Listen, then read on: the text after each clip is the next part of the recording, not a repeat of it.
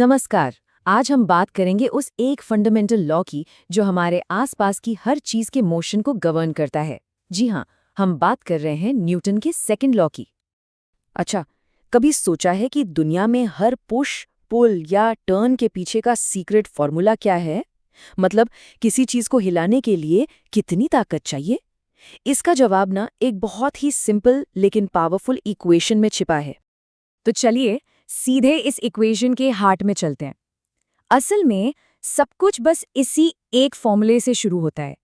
ये classical mechanics की foundation है, उसकी नींव है। तो F इक्वल्स m इंटू ए।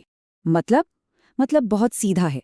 किसी चीज को जितनी तेजी से एक्सेलरेट करना है या कोई चीज जितनी ज्यादा भारी है, उसे हिलाने के लिए उतना ही ज्यादा फोर्स लगाना पड़ेगा। सिंपल है ना? अच्छा, तो फोर्स तो समझ गई, पर इसे मेजर कैसे करते हैं? इसकी यूनिट क्या है? इसमें कोई रॉकेट साइंस नहीं है। जवाब सीधे फॉर्मूले में ही छिपा है। चलिए देखते हैं कैसे। हाँ बिल्कुल, फोर्स की जो यूनिट्स है ना, वो कोई रैंडम चीज नहीं है। वो सीधे सीधे मास और एक्सेलरेशन की यूनिट से ही निकल कर आती हैं।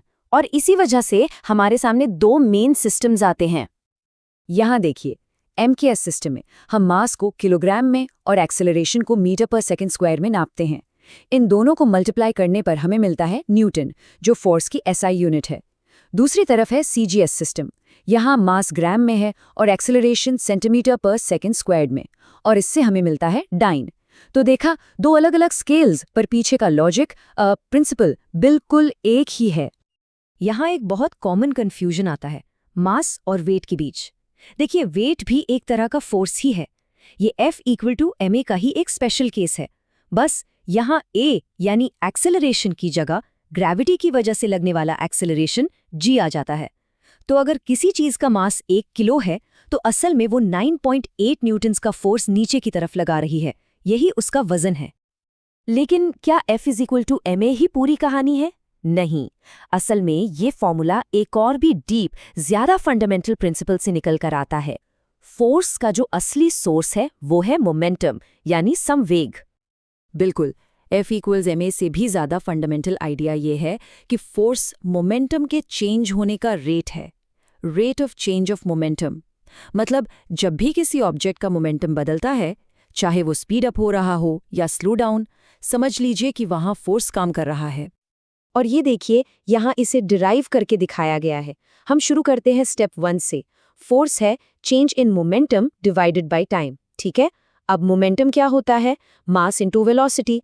तो स्टेप 3 में हम लिखते हैं final momentum minus initial momentum upon time, जो बन जाता है m into v2 minus m into v1 upon t। अब मास तो कांस्टेंट है, तो उसे बाहर निकाल लेते हैं। तो क्या बचा? m into v2 minus v1 upon t। और जरा इस ब्रैकेट वाले हिस्से को देखिए, v2 minus v1 by T. ये क्या है? Change in velocity upon time. अरे, ये तो एक्सेलरेशन है। और बस हम पहुंच गए अपने फॉर्मूले पर, force equals mass into acceleration. तो अभी तक हमने बात की लीनियर मोशन की, मतलब सीधी रेखा में गति की। पर क्या हो जब कोई चीज गोल गोल घूम रही हो? चलिए अब सर्कुलर मोशन में फोर्स कैसे काम करता है ये समझते हैं। जब भी कोई चीज एक सर्कल में घूमती है, तो उसे उस सर्कुलर पाथ पर बनाए रखने के लिए एक फोर्स लगातार सेंटर की तरफ खींचता रहता है। सोचिए, जैसे आपने एक पत्थर को रस्सी से बांधकर घुमाया, तो रस्सी उसे अंदर की तरफ खींचकर रखती है। इसी फोर्स को हम कहते हैं सेंट्रीपीटल फोर्स या अभिकेंद्रीय बल। अब इसे कैलकुलेट करने का पहला फॉर्मूला है F equals to m v square by r। यहाँ v है लिनियर वेलोसिटी, मतलब ऑब्जेक्ट की सीधी रफ्तार, और r है सर्कल का रेडियस। ये फॉर्मूला तब बहुत यूजफुल होता है जब हमें ऑब्जेक्ट की स्पीड पता हो। और दूसरा फॉर्मूला है F equals to m r omega square. ये तब काम आता है जब हमें लीनियर वेलोसिटी नहीं बल्कि एंगुलर वेलोसिटी पता हो, यानी ओमेगा। ओमेगा बताता है कि ऑब्जेक्ट कितनी तेजी से घूम रहा है, कितने रेडियंस पर सेकेंड। तो यहाँ हम मास, रेडियस और ओमेगा के स्क्वायर को मल्टीप्लाई करते हैं। रिजल्ट दोनों फॉर्मूलों से सेम ही आएगा, बस दिया क्या गया है उस पर डिपेंड करता है। बहुत थ्योरी हो गई। चलिए अब इस सारी नॉलेज को एक प्रैक्टिकल प्रॉब्लम में अप्लाई करके देखते हैं। तो चैलेंज ये है, सोचिए एक ऑब्जेक्ट को रस्सी से घुमाया जा रहा है। हमें कैलकुलेट करना है कि उस रस्सी पर कितना फोर्स लग रहा है, यानी सेंट्रीपिटल फोर्स। और हमें दिया गया है उसका मास, रस्सी की लेंथ और उसकी एंगुलर वेलोसिटी। तो ये रही सारी गिवन इन्फॉर्मेशन। मास m है 400 kgs, रस्सी की लंबाई जो कि हमारा रेडियस r है वो है 8 मीटर्स और एंगुलर वेलोसिटी ओमेगा है 0.5 रेडियंस पर सेकंड।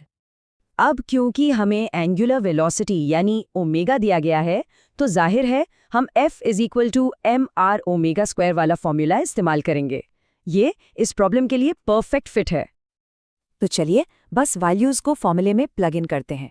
फोर्स हो जाएगा 400 kg multiplied by 8 metres multiplied by 0.5 का स्क्वायर। अब बस इसे कैलकुलेट करना है।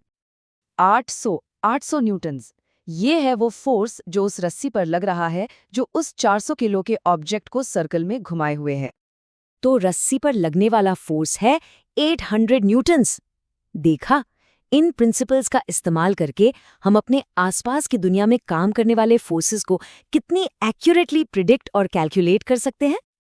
तो एक क्विक रिकैप कर लेते हैं। हमने F = ma को समझा, हमने जाना कि फोर्स असल में rate of change of momentum है, और सर्कुलर मोशन में फोर्स को F = mr ओमेगा स्क्वायर से भी निकाला जा सकता है।